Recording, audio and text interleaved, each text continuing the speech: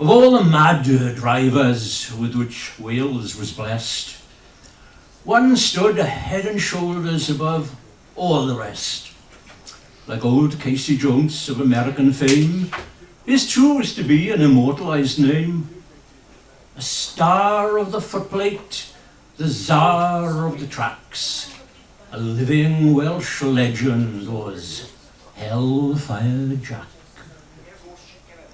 So many could be the tales told about Jack, from head to foot, suited in soot, funeral black.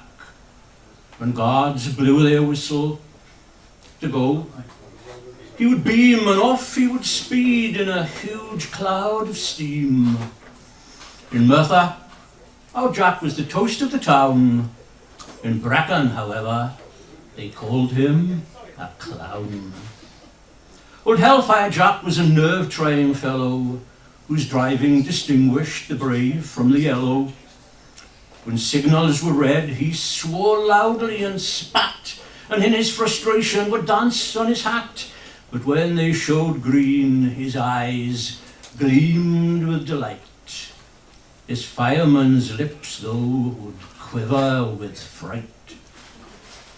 His engine was red like the Dragon of Wales, and chain smoked its way both up hills and down dales. He terrified mountain sheep, mowing down strays, and B&M plate layers wise to his ways. Down tools in a jiffy and scrambled well clear whenever our Hellfire Jack's train drew near. At Ponsticket's Junction, the beacons ahead, he took up the challenge to fill folks with dread. Through Torpontai Tunnel he'd race like a rabbit, the carriage lights turned off, for such was his habit. But the acid test came, and the stoutest heart sank when Jack went flat out down the 7-mile bank. His passengers thought for a cert they would crash. In front of their eyes their whole lifetime would flash.